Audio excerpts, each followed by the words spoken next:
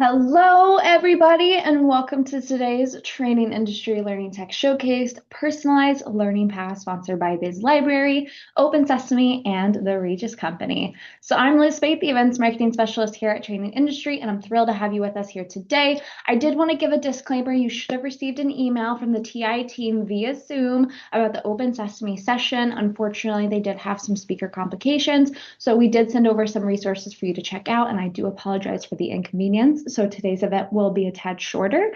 And additionally, good news, let's get the party started though. So before we get started, I would like to quickly go over a few housekeeping items to help you interact with our speaker and get the most out of today's event. So let's open up those chat windows and let us know where you're joining us from today. I am broadcasting live from sunny Raleigh, North Carolina, and it is just a pleasure to have you with us here today. Feel free to use this chat for any comments as well as questions. All questions will be addressed at the end of the session, but please do not hesitate to plug those questions throughout. And once the sessions end today, a brief survey will appear in your browser. Please take a moment to share your feedback on the session and the speakers. And all of our sessions are being recorded and archived on trainingindustry.com, and you will receive a follow-up email from us that will include the link to the on-demand program for you to share with your team.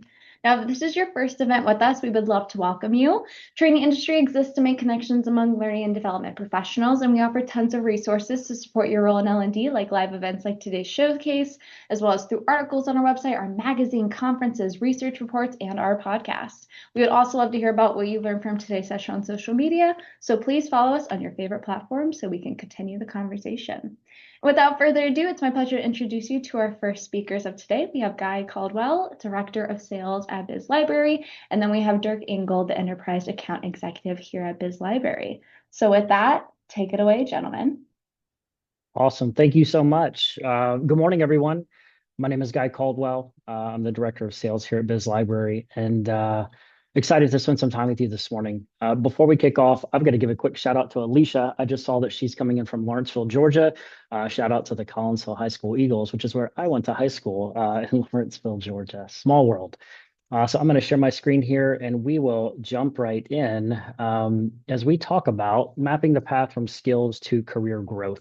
I know we've got a limited amount of time together, so I'm going to do my best to keep a few of these slides in the talk track fairly brief so we can get into the meat of today's presentation, which will be a live demo driven by my colleague Dirk.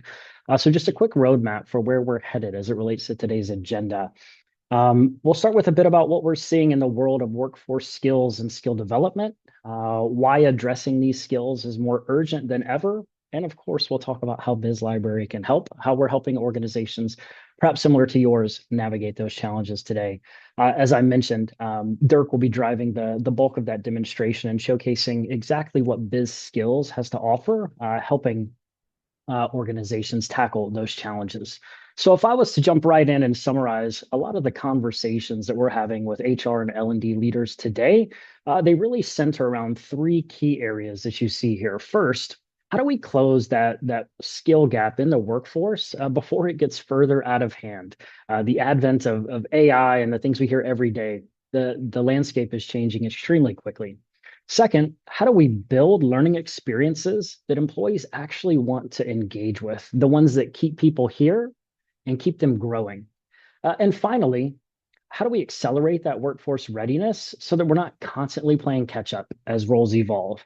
The World Economic Forum, their 2025 Future of Jobs report made it abundantly clear. I believe it was 63% of employers say that the skill gaps are the single biggest barrier they have to business transformation. Shocking, to be honest. That's behind investment capital and even, ahead of investment capital and regulation. So this is obviously a huge priority for so many organizations. When we dig into that, there's a couple things that surface when organizations try to solve these challenges. The first one, they want learning that's tied directly to specific job roles and the individuals within those roles, not just a broad catalog of generic topic for someone to go search in and try to find something relevant. Second, they want clear connection between the training activity and what actually happens on the job, right? Help them understand the why as it relates to how they're being invested in and really show that impact in their behavior on a day-to-day basis. Three It's visibility into what's working, both for their team and for the leaders that they report to, right? We know it's always important to show the ROI and the value of these programs that we're investing in. I think the biggest challenge, though, is a lot of the programs in place today are really designed to help with that first one. And the challenge is more around the second two. And that's exactly what BizSkills is designed to fix. But I would also say there's a few things getting in the way. More specifically, 39% of core job skills will change by 2030. That's an alarming pace, right? Beyond that, we know that a lot of the programs, they just can't adapt and keep up as fast as necessary. When you think about how organizations are attempting to lean into personalized development at scale, 70% of organizations are really struggling to equip their workers for the future. And lastly, you can see here retaining employees is an extreme challenge, right? Without a career growth path, we see 18% of employees are leaving for those career related reasons. The cost of turnover, we all know the impact there. So how can we get ahead of these things, right? They all carry a real price tag. The cost of poor training is quiet until it's not, right? I'm sure you've seen it. When we can't keep pace with the skills or the demands of the role, productivity can slip. When training doesn't connect to the actual job, that spend gets wasted, and the turnover piece that simply compounds everything. I think Gallup estimates replacing a single employee between 1.5 to 2 times their annual salary, right? So again, it is an urgent need that organizations are struggling with and trying to figure out the best, most applicable solutions. The good news is that it's entirely solvable. BizLibrary has been in the industry for many years, and BizSkills is nothing new or hot off the shelf. This is something that we've had in the market for many years, helping organizations go about skill mapping by job role in an automated fashion, right? We want to take the heavy lifting and the burden off of you and your team. We know that many L&D organizations are small but mighty teams wearing numerous hats. So how can we take the manual workload off of identifying the skills and tying those to the job role, especially as they continue to evolve? Beyond that, think about the proficiency around someone coming into a training program. What we don't want to do is take someone that's a pro at one skill and tell them they need to go take a ton of content training specifically to that skill they're already good at. We want to cater the training specifically to an individual's level of proficiency. If you're checking all the boxes, move along. If you've got some skill gaps, let's dig in deep and make sure that we close those skill gaps. And beyond that, again, not wanting to overwhelm them, we want to further tailor the ability to develop them personally, because we know that when they feel invested in their career and in their career path, they are more likely to stay with the organization. If you think about it in terms of what it looks like today and what it could look like in the future, if we partner well together with BizSkills and get it right, you would go from manual disconnected training to more automated skills mapping. You would go from more generic content with little to no career context to that proficiency-based learning and a direct tie-in to their career path.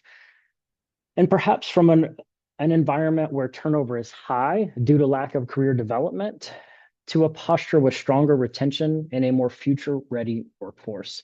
So that's really what we want to show you today through BizSkills, how we can go from the left side of the screen to the right side of the screen. And I'm going to turn it over to Dirk to take us on a guided tour of exactly how we do that within BizSkills.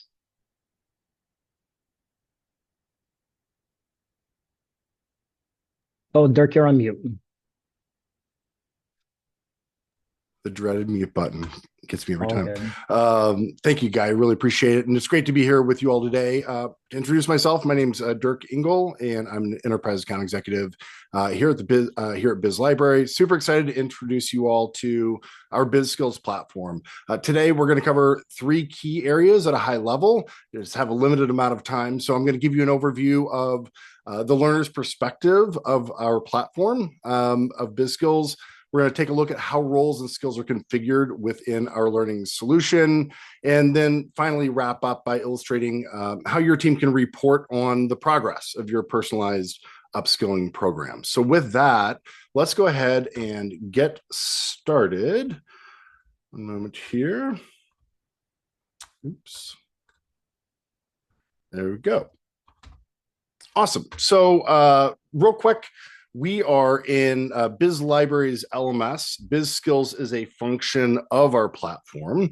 And the first thing that you will see as a learner is a banner, right? And in this particular instance, I'm a supervisor. I'm logged in as an administrator. It's really all the same. So as a learner, you'll see a banner that looks just like this, and that will notify you that you have skill ratings that need to be completed. Simply coming in, I click on this banner. That's going to take me to my rating, and I go ahead and get started. So in this particular case, I am rating Dirk, myself, who is a customer service representative.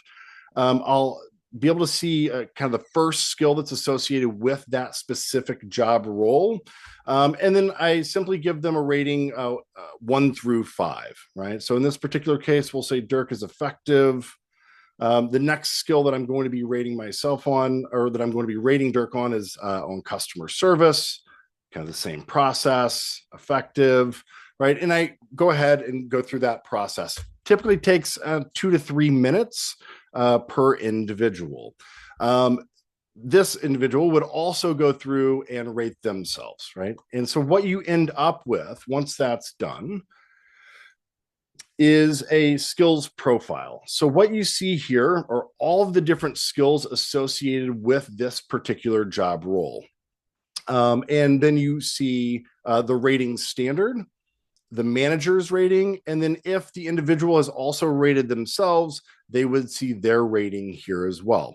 We give you the ability to do this a couple different ways. You can have just your individual rating, just a supervisor's rating, or you have the option to do sort of a weighted blend of the two. So what we see pretty frequently is that individual learners sometimes tend to rate their skill set maybe a bit higher than a supervisor might. So if you wanted to weight this, say 60-40, 70-30 to the supervisor or that manager that's giving that rating, you have the ability to do that. And then based on that, then you have an overall proficiency score.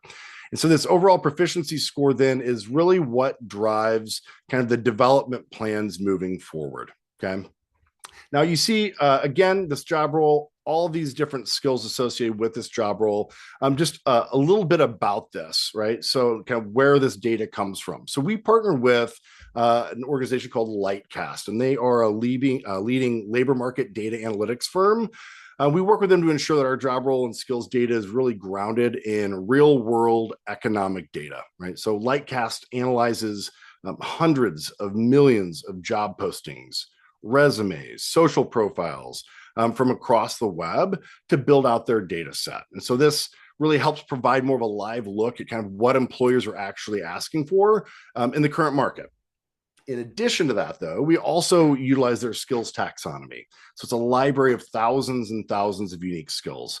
And this allows us to map specific high demand skills to hundreds of pre-built job roles within the BizSkills platform.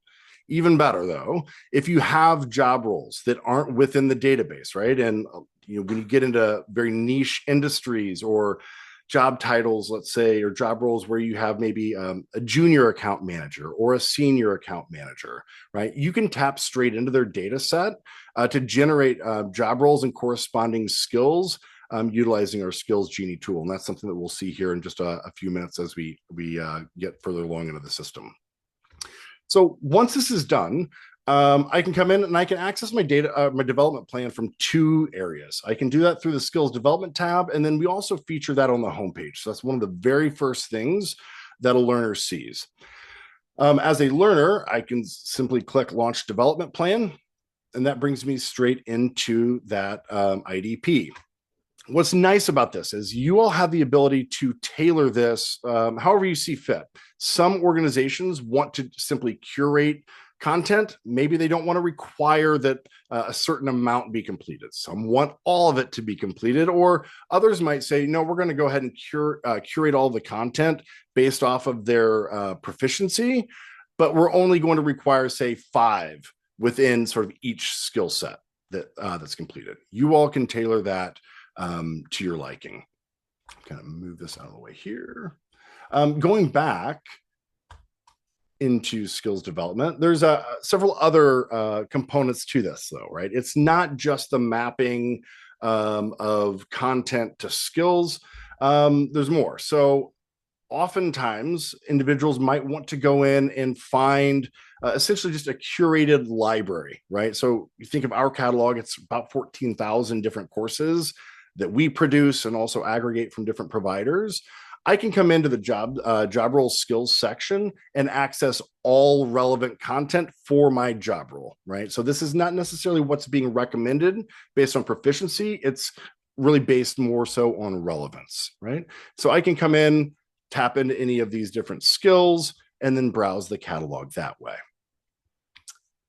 Moving along, kind of the next to last section of this from the end user's view is skill interests. And I think when you look at learning development programs today, we focus so heavily on what we have to do, right? We focus on safety, regulatory compliance, HR compliance, cybersecurity awareness, all of those things. What a lot of programs fail to do is ask individual learners, like, what are you interested in? What do you want to learn, right? And intrinsic motivation is an incredibly powerful thing. And so we give learners the ability to come in, tap into any of the different skills within the skills database, and very quickly identify content that's associated with those. So when we think of this from an elective utilization standpoint, like that's a fantastic way to drive people into the system, not only to access this content, but also the other resources that you all are putting in front of them. And then kind of the last piece, and I love this piece, is job role match. So Guy threw out a really interesting statistic earlier, right? Work Institute's 2025 retention report found that 18% of voluntary turnover is tied directly to career-related reasons. So lack of development opportunities and no visible growth path. So we want to put that front and center for employees, right? For learners. So when I come into the system, I can always go into job role matches, and based off of my job role currently, as well as the skills that I have based on those proficiency ratings and activity within the system, I can see where my skill set could potentially be applicable to other job roles in the organization. So if I want to move into a customer success manager role, I can simply click add skills. That content now is going to be featured on the homepage front and center upon each and every login, so the learner has visibility into it. But going beyond that, right, this is stuff that is also visible to supervisors. So if I, as a supervisor, see that Guy added customer success manager as a skill set that they wanted to acquire, and maybe a role that they aspire to, those are conversations that I can start having in one-on-ones or as part of performance reviews in the future. So we've gone through things pretty quickly here, though, but that's sort of just a high-level overview of the end user's perspective. Want to kind of switch gears and take a look at it from the back end of the platform and kind of how this is all set up. And so from the back end of our learning platform, you'll see dashboard, job roles, and then our skills database. We're going to go ahead and start off with job roles. Now, our goal with BizSkills is to have essentially 80 to 90% of the job roles found today in North America within our job role database. There are going to be, as I said earlier, things that are unique to you, or you might have just unique job role titles that maybe aren't quite as conventional. It's not a problem, right? We can certainly support you there. So here I can see all the different job roles within my organization. I can also come up and I can import from the library, so you can tap into the broader database of job roles. And again, these are changing regularly as Lightcast pipes data into our platform. But I can also create job roles from scratch. So let's say, for example, I wanted to say, I don't know, we'll say, oh, we'll say, enterprise account executive, right? So maybe hypothetically that wasn't in the database. It is, but I can come in, I can create that role, enter that job description that I have for it, any of the associated responsibilities, and then from there I can start adding skills. If I know exactly the skills that I want within our skills database, great. I can go ahead and browse, very quickly tie those to that job role. If it's a unique job role or it's something that's not available within our database, I can use Skills Genie. And so what this does is it taps into that real-time API from Lightcast, and then we'll automatically associate the skills most closely tied to that specific job role. What's nice about this is it's pretty rare that you're going to have to do this. So when you import learners into our platform, one of the import fields, if you import via CSV or if you use what we call BizConnect, which is our integration tool that integrates about 60 plus different HR platforms, one of the fields on that user import is job role. So as soon as they come into our system, be it automated or manual, it's automatically going to associate the skills to that role. It's going to prompt the learner to self-rate. It's going to prompt the supervisor to rate them, and they're off to work, off and running, right? There is nothing manual that has to be done unless, of course, you wanted to make tweaks and modifications, okay? Kind of the second section here is our skills library, which you see here. I have the ability to also create skills. What's nice about this is if I go in, let's say, and I create a skill that's maybe a bit unique to my industry or unique just to my business, I can also select and identify content that I want to associate with that skill. We would love it, of course, if our content catalog met every single need of every single client that we have. It doesn't, right? We get you really close, but there's a lot of things that you produce or create internally. And so if you want to tie in your own content or additional third-party content to the skills or the job roles, you certainly have the ability to do that as well. Much like kind of what you saw with Skills Genie, if you want to periodically come in, click update to update that skills library, you can do that. And again, that's going to pull in the latest and greatest data points from our partner at Lightcast. And then moving along, kind of the last component that I want to highlight for you is the dashboard reports, right? And so this is all about giving visibility into kind of where you all stand from a skills development standpoint. And so I can see here average skill ratings across the organization. I can tap into skill interests that have been added. So if, let's say, I'm a supervisor, I want to come in and see exactly what my people are interested in from a skill set standpoint, fantastic. I can come click into that, access that data. Okay. If I wanted to come in, let's say, and check out just sort of in aggregate ratings by skills, I can do that. And again, I can see kind of the top skills here, but I can always click into view details and get a bit more granular. So if I want to look at this data for a certain individual or for a certain group of individuals, I certainly have the ability to look at the forest or kind of drill down a little bit more closely and look at the trees. I have the ability to track progress within development plans. So I can see who has development plans that are coming due soon. If we have individuals that have past due or overdue development plans, again, these are all live. So I can click into these, identify those individuals, and reach out to them. Kind of working a little further down here. So you'll also be able to see just what I think is some really helpful information. So what is the most popular content? What are people going in? What are people accessing? What are the most popular skills by content, right? And so in this particular case, it's assertiveness and team building.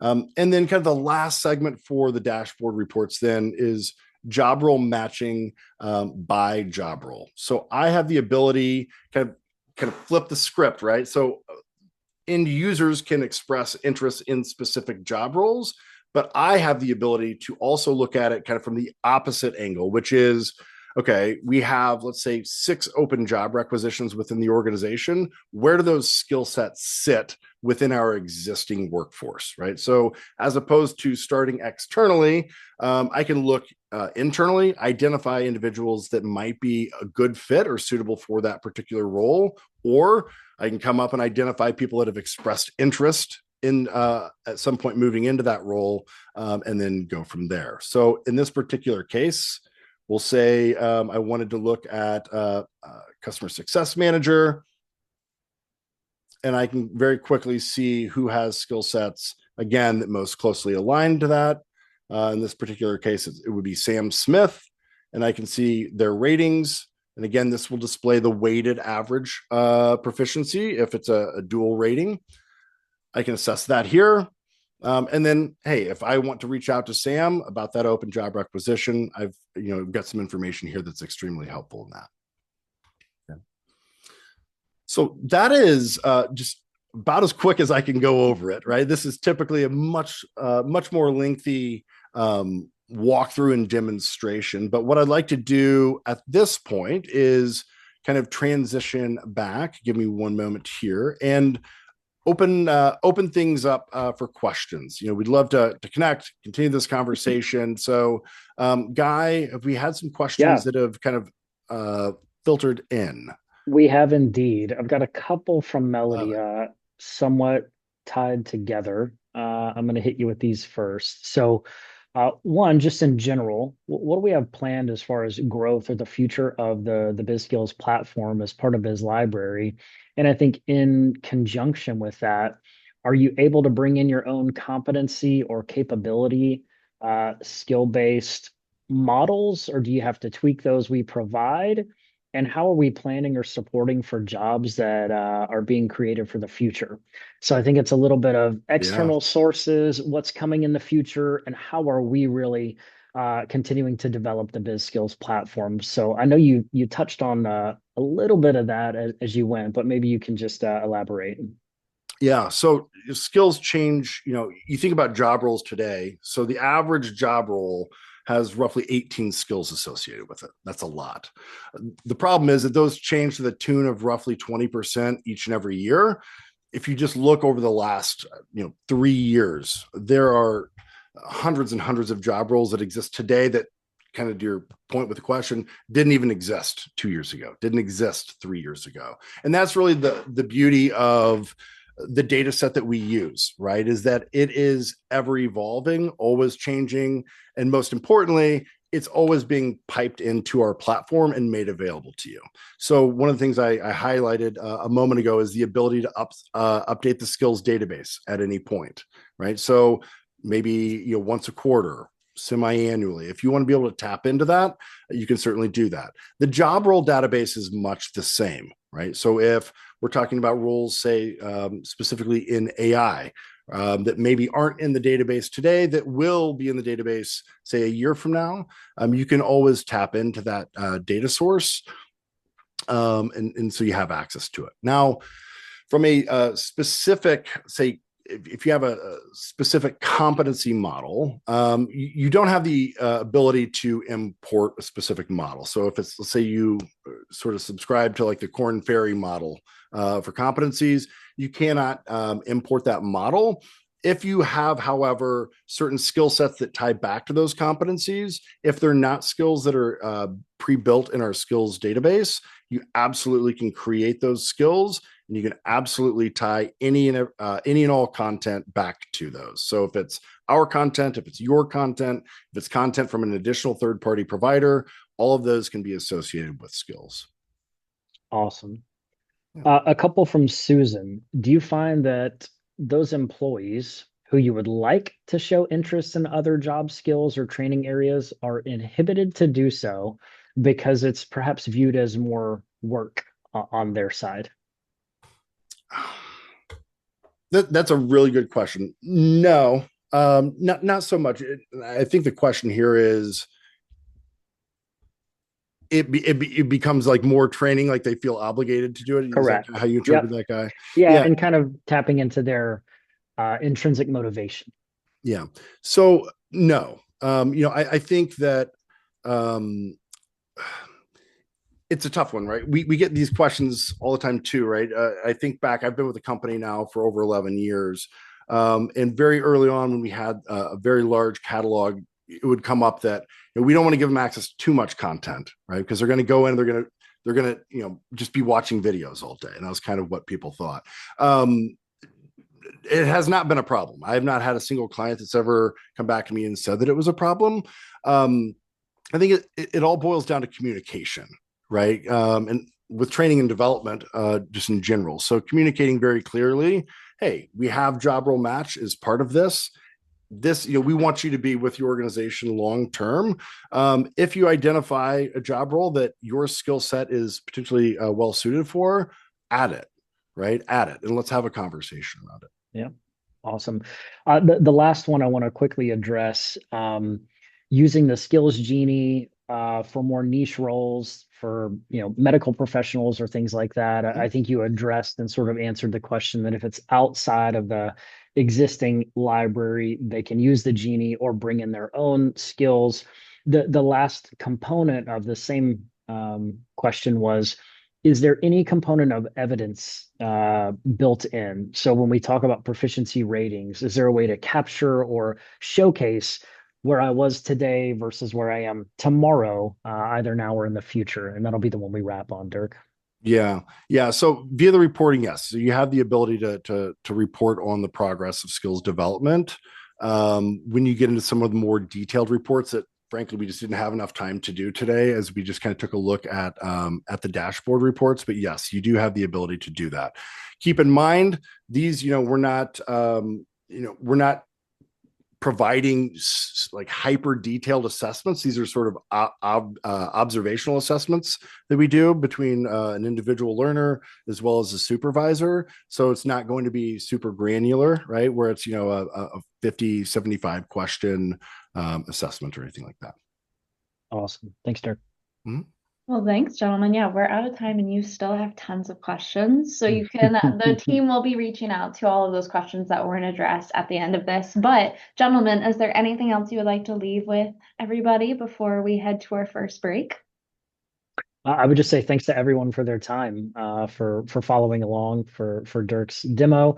And if this did spark some ideas, questions, creativity, and you'd like to have a deeper discussion or a more tailored demo specific to your organization and how you could apply BizSkills within your team, we would love to connect with you in the coming days. Perfect way to kick off today's event. Thank you, gentlemen. I am going to steal the screen for everyone else. So thank you so much. We will be taking about, let's say, a 13-minute break. Up next, we do have Charlie for their session sponsored by the Regis Company. The next era of personalized learning runs on AI simulations. So I do hope you stick around for our next session, which will begin at the top of the hour. Otherwise, I will see you guys shortly. Bye. Thanks, Liz. Thanks, everyone.